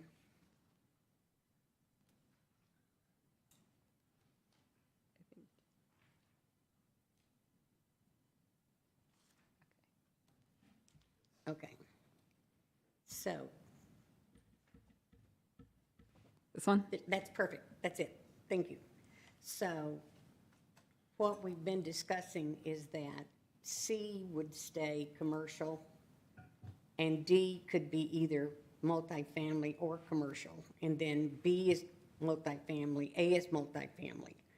So I do know that we were told if we did not approve multifamily, the deal would not go forward.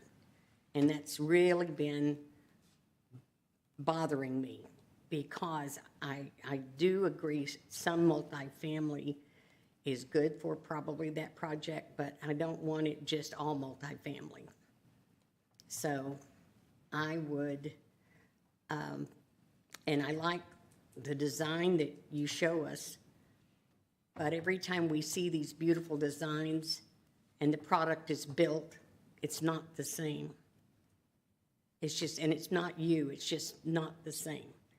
And I'm really concerned that if we don't make this area a step up from what we normally have, we're just going to have another area of just a bunch of houses and because it's right against the freeway and it's right across from AutoZone, it's right across from Rudy's. There's nothing that really makes that section alive and pretty. And so we're going to depend on what you build to really be beautiful, to really knock it out of the park. I don't agree with us doing all of this, but I understand why you have to do it. I had hopes that we would be doing something entirely different in the healthcare industry, but that is not to be said. Is there a traffic light going into any of this area? I know we have one at Celebration Way, which is down here at the bottom. And is that going to be the only entrance in and out of this multifamily? Well, I thought that was a walkway. So Thank that's you. Test Drive, and then this is the freeway. Think you can see it, or this is the trails. Well, I just want to be sure that there is entrance and exits for all of this along the freeway to be able to get in. I see all the walkways and the bikes and this, that, and the other, but people are going to be driving in there. And I Yes. want to make sure that we don't have a jam coming off the freeway with people trying to get in here or backing up at any of these lights at Test Drive or at Celebrate Lifeway. And have we done a traffic study at all? Thank you. There was a traffic study submitted, and then there will be additional traffic studies at site plan review. Okay, great, all right. And then my last question is that the drawings of the new design look remind me of the multifamily housing in Rio Paseo with the how they look. They really do. I forgot the name of the street, but yeah, so. And let's see, the last question is, once we do this, we will not see this ever again. Once we vote today, it'll never come back before us until it's actually built. That is correct. Oh, gosh, okay. All right, thank you. Councilmember Stipp.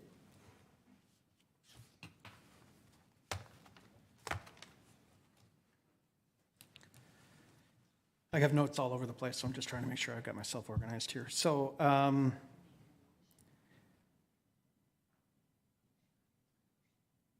Katie, you don't know, you can just sit there and answer this one because I think Jeff's going to have the answer. You didn't have a list of commercial properties that are zoned office in the area, that was correct? Okay, so Jeff, can you put your map back up that you had? Yeah, it should be in your PAD narrative as well. Yeah, I know, but Just for reference. you don't know what's going on right here. That's true. I don't. I got a bunch of computers up. All right.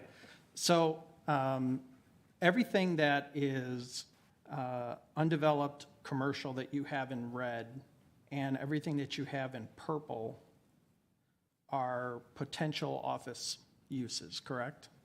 Yes, I understand that office is a permitted use in all those zoning categories. All those zoning categories, as well as the zoning category commercial that is on the eastern portion of your parcel. Correct, yeah. C2, I believe, permits office. So slide 14 of the staff presentation, which has a huge red bar along the eastern portion of it, says general commercial.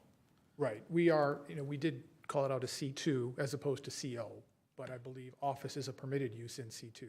CO has a few more office-type uses than C2. Right, but if- general office is fine. If I wanted to build an office building at the corner of Celebrate Life Way and Litchfield Road, there'd be nothing from a zoning perspective that would prohibit that, correct, Katie? So when we talk, and that's 11 acres in and of itself, plus the 15 or almost 16 acres that you have already designated in this parcel for pure office. So we're really negotiating, if you will, about this 10-acre flex. It seems to be most of the conversation. And if I remember correctly, and I think it's your project, at the corner of I-10 and Bullard on the northeast corner, about a year or so ago, we zoned that for office park. Correct, we did rezone that. We zoned the western portion for office and the eastern portion for multifamily. For multifamily. And we actually did, I know we kind of get hung up in this hybrid, and I think what's confusing is this time frame, because even in that case, we actually had a 5-acre flex strip that ran down the middle that could have gone either multifamily or office or C2 there just was no time frame associated with it. So I don't think it's unique that we've had flex zoning in the past. It's just this time frame where we're locked into one or the other is kind of the unique part. Right, so we're not in uncharted waters. Not in my mind, except for this time frame. Okay. So, and then just north of there at McDowell and Bullard on the east corner, that'd be the northeast corner, that's all supposed to be office right next to Lifetime Fitness. That's in red here, just outside of your circle. The red, the purple, where it's at Bullard and McDowell. Yeah, right there. That's all supposed to be office, not to mention the Class A office space that we're currently sitting in here. So we're all worried about about giving up our office space, and we only have one office building built in all of this area, and it's right across the street from this building. So I know we're concerned about the future, and we look forward, but I think we have to also look realistically. We're not giving up any of our office space. So really now what we're talking about is density and multifamily around that area. I think when we look at this area south of I-10, we look at what used to be the Fry's and what used to be on the other side of the street where Big Lots is now. I mean, we had a lot of used to be's in this particular area. We used to have an Alpha Beta and then an Abco, and then it turned into nothing, and now we tore all that down and we built a storage facility there. So there's a lot of used to be's here, and one of the things that this area completely lacks is residential density. So we're bringing residential density to an area that desperately needs it, that will be a good boost to the businesses that are currently there and hopefully spur additional retail development in that area, or at least the Van Buren corridor, that we can get some folks living in this area, that perhaps we can now generate some foot traffic or at least some vehicular traffic to go to the businesses that we're trying to bring in down there. So, I think we have to really look at that from its totality. It's no secret I liked the project before. I like it even more now. You guys have done a great deal of work. I really appreciate the architectural exhibits being included, because that is helpful for us when we talk about this in public. So I've got a couple of other questions, very simple, on the spacing from I-10, and I realize we're in the ramp, so this gets a little weird, but we're always worried about sound, and we're hearing from folks who live in Pebble Creek about the sound of the 303, and they're pretty far away. So how are we addressing the sound deadening or the corridor in that area for those units that are up against I-10? Yeah, I mean, as you pointed out, most of the units would be there. You do have the off-ramp that provides some separation. And then, we'll have that trail that runs between us and the freeway right-of-way, so that'll be a little bit more of a buffer. After that, it'll be building types, and it'll have to, anything to be built within a certain number of feet of ADOT right-of-way has to have sound attenuation in it. And so, there'll be some buildings that'll have to have that additional sound attenuation. So the building itself is actually the sound attenuation, not... Well, the building construction. That's what I mean, the construction. Yeah. So it doesn't have to be a sound wall, it's actually... Correct. And that's by requirement by ADOT? Yeah, there's different building codes if you're so many feet from ADOT. Okay. So, well, that's good to know, because that's the first time I've ever heard that, and I've been sitting here for 12 years, so that's... Yeah, it's quite a bit more expensive, the construction type, so you try to, work around. How they end up citing this will probably depend upon, what that buffer is. What that buffer, oh, that makes a whole lot of sense. Okay. And then, I guess the last thing I want to get at is this highest and best use discussion. I appreciate, Wendy, I appreciate your opinion on that. I struggle that your opinion is completely different than that of the study that was done by Elliot Pollack and the rest. I think we sometimes get, there's not a question in that. I'm just kind of making a statement. If we have, if there's a study done that commissions highest and best use, and that's brought forward to us, we tend to give that some credibility. We did it, and I mentioned it earlier, we did it around the ballpark. We've done it on several other parcels in the community. And that becomes, regardless of anyone's personal opinion or whatnot going forward, I think it makes sense that our own economic development director would want to see that parcel remain office, because who doesn't want office? But I'm concerned that we are looking at this not from a realistic perspective in what we have available on this particular map. This was astonishing to me when you showed it earlier. So I think we have to take all of that with a grain of salt. Perhaps we take the study with a grain of salt, and perhaps, no offense, Wendy, but maybe we take your comment with a grain of salt, and we've got to figure out what really becomes the highest and best use for this particular area.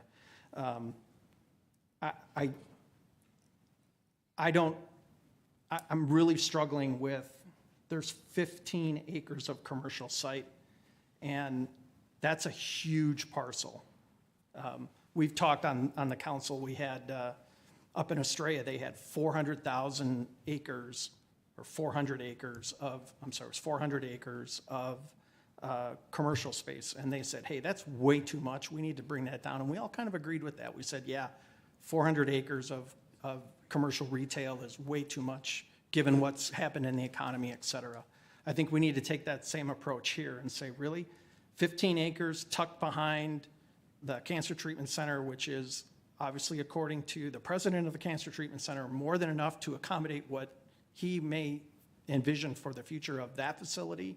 We also have commitment from the parcel that we did zone that night, which is Urban Logistics, which is directly west of here and south, that there's ability for them to zone office if there's a user. So I'm almost inclined to cut that 10 acres out and go from there. But if you guys have agreed to a stipulation of 24 months, that there's 24 months, that it reverts to the multifamily, and it's not uncharted territory, I think we've got to stick with the plan.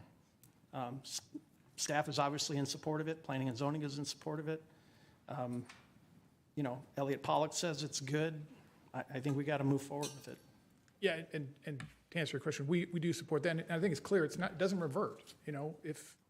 If office is right for that site, it could still happen 30 months later. I mean, we don't know what the site's going to, how it's going to ultimately develop. It just allows it to go however the market determines at the time. Councilmember Gillis? No, that's all right. It's no, it's for you, honey. Okay. It's no, I was not for this in the beginning. I was not. And then you explained everything to me, and we went through it, and I told you what my concerns were and everything we talked about. And what you've brought back here tonight is exactly what you said you would do. And I look at it now and I say, you did everything you said. I'm happy with it, and I support it, and I'm with you on this now. And I appreciate you following through with what you said. Thank you. You kept your word. Thank you, Jeff. Back again, go ahead. Just, I want to clarify, the motion before us is with the 24 months? Yes. With the 24 months, okay. Can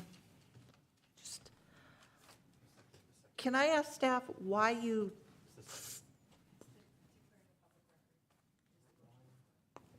The second one is the 24 months. Okay, why did you guys change your mind? What changed because we've been all over with that. So I'm trying to figure out what happened, the plan changed, or what changed? Why did we recommend it, not recommend it? What was going on? Thank you, Councilmember Loretano. Staff recommended having it be just commercial office to the Planning and Zoning Commission. And the Planning and Zoning Commission decided to do the 24-month hybrid approach.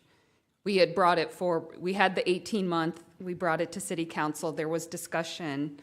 So then staff took it back, discussed, so then we made a recommendation to have it develop basically just as commercial office.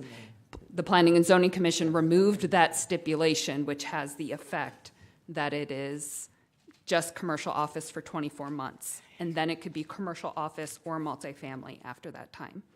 Okay, so this was just I know. get a compromise then, is that why this isn't? Because Yeah. you guys came up with the stipulation. Right, this is Planning and Zoning Commission's recommendation to council. Okay, got it, thank you. All right, go again. Go ahead, Councilmember Campbell.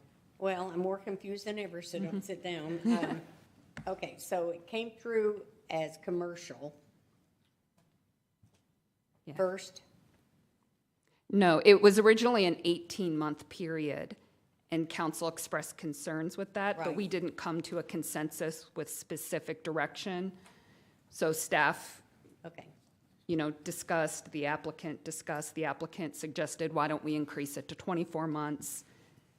Okay.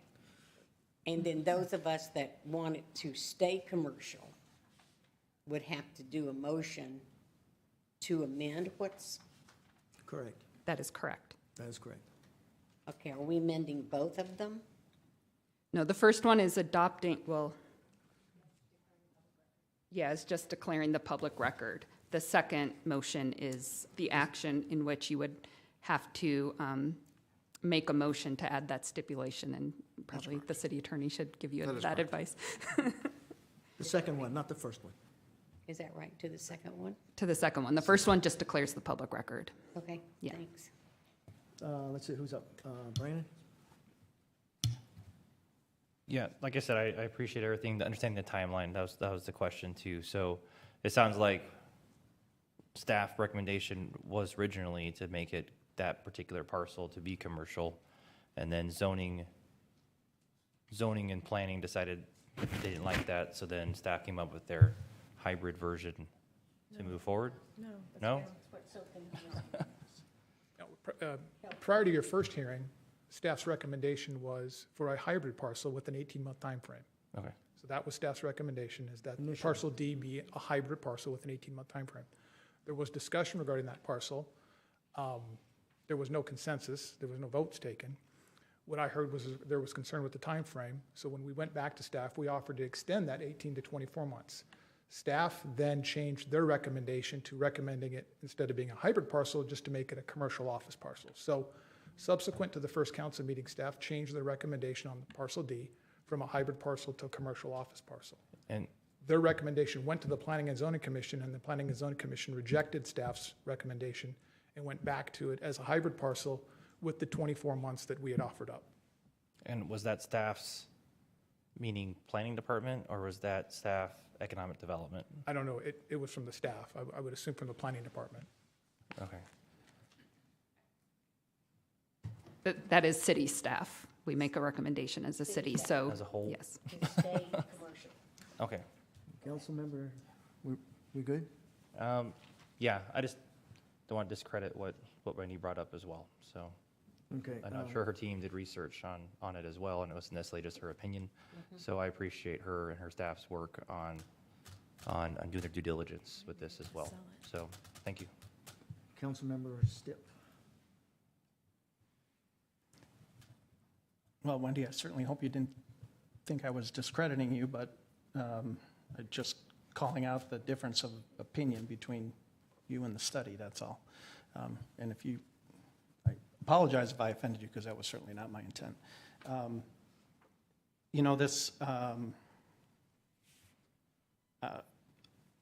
This is a mess. So I guess I look to the manager and say, hopefully we've put pieces and parts in place that we never get down this road again, because we have put this applicant through a great deal of pain and suffering, not to mention we're here now in April after something that we talked about in January, which kind of leads me to my question, which is if this applicant in the future, or any applicant, were to come forward and say, I want to rezone this, generally speaking, how long is that process?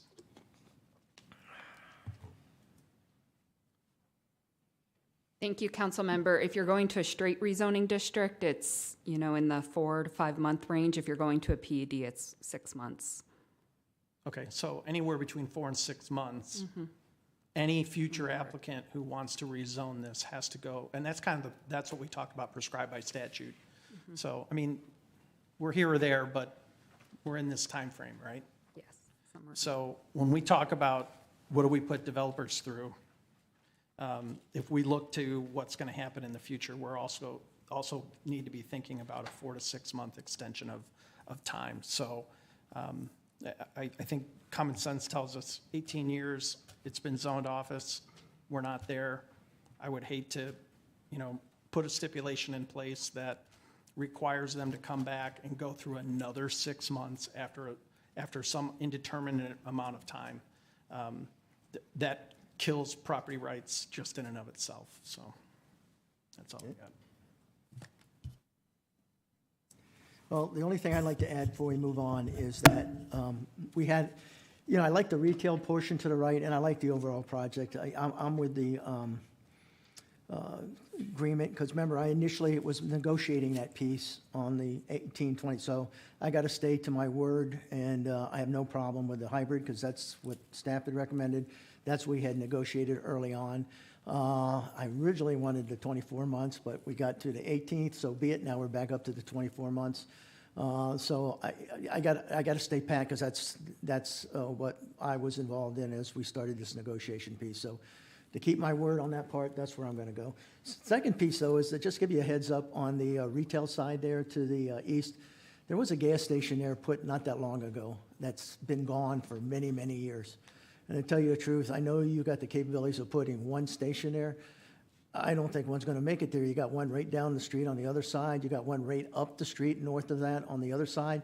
And the one that's been there has been gone for years that was there just a short ways down from Celebration Way. So even though you have the authority back there, I'll be very surprised if you got a successful gas station laying there.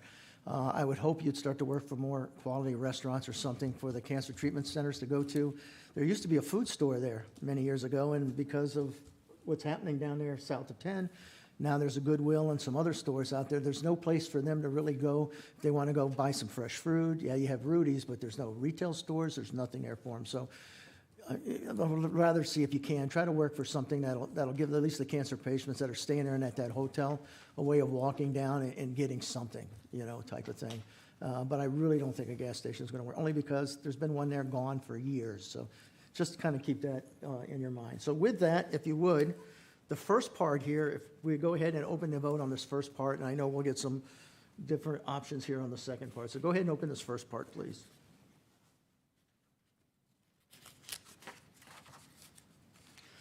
Passes 7-0. Then, will the city clerk please read ordinance number 2023-1562 by title only?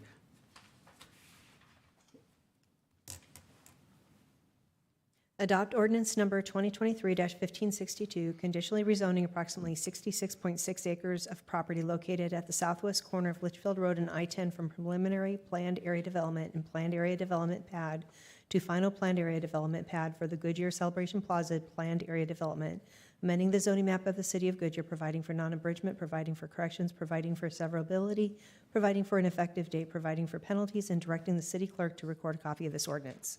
Thank you. Will the council please enter a motion and a second to adopt the ordinance 2023-1562?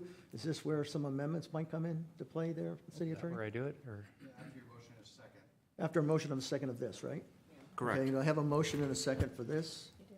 Well, I do. Okay, now we can get proposals. Now, Mayor, if anybody wanted to offer an amendment, this would be the opportunity. Okay, anybody want to offer an amendment? Yeah, I'll offer an amendment. Go ahead.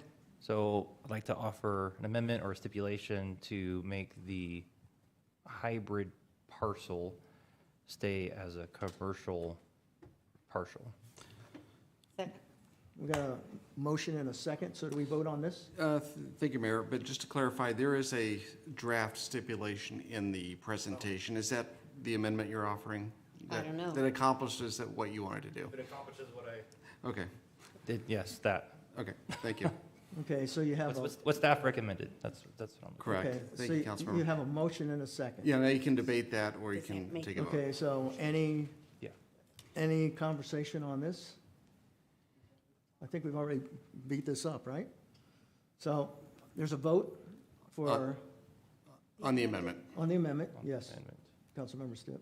Just I think we should, since we've got this electronic thing and all the rest of that, vote on this is just the amendment, Correct. and a yes vote changes it. Correct. A no vote leaves it at 24. Correct. Is that? Yeah. I'm just, Okay, so no vote leaves it at Just making 24, sure. a yes changes it. Okay, okay. open up the vote.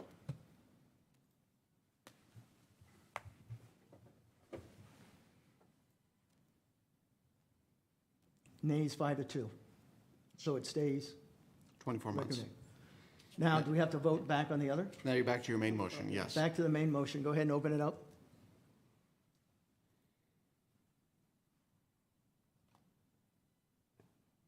Sorry. That's all right.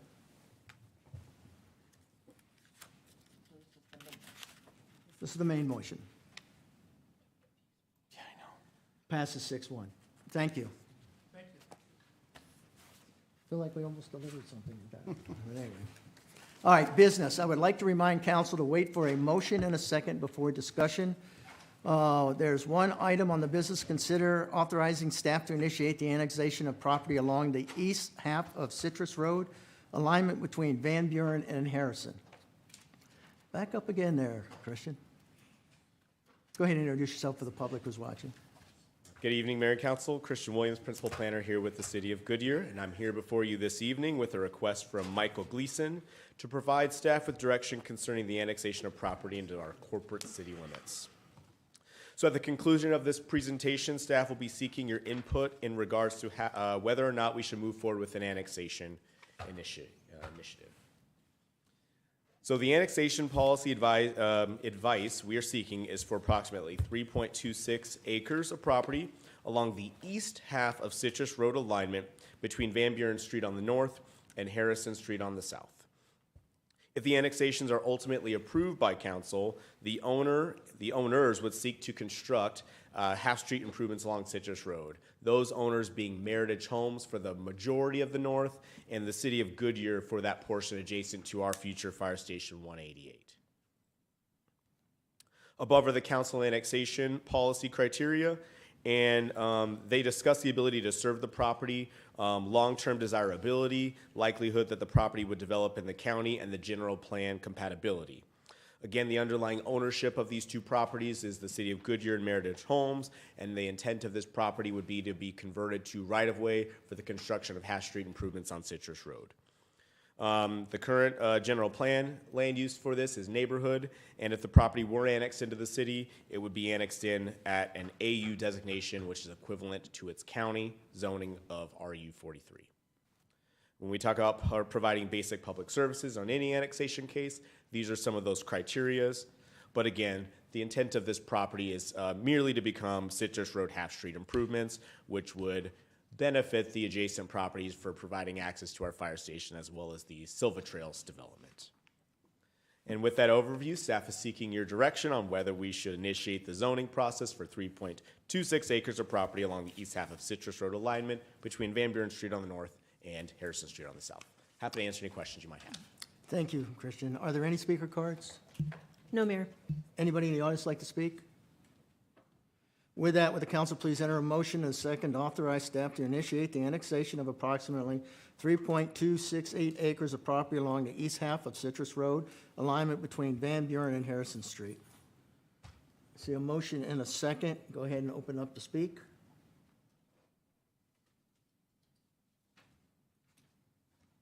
See nobody signing up to speak? Would you go ahead and open the voting?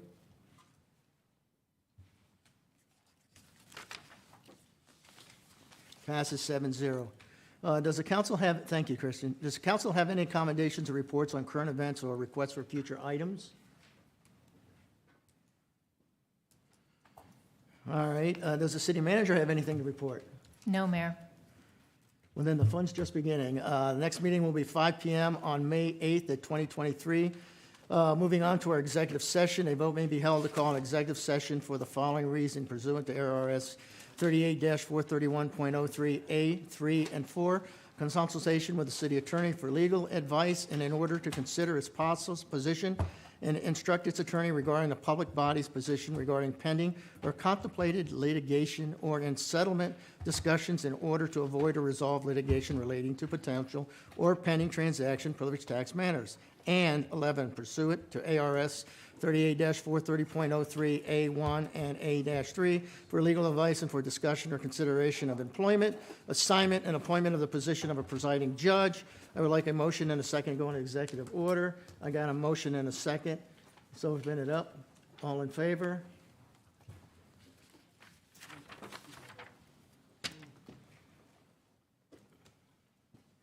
Seven oh, off we go.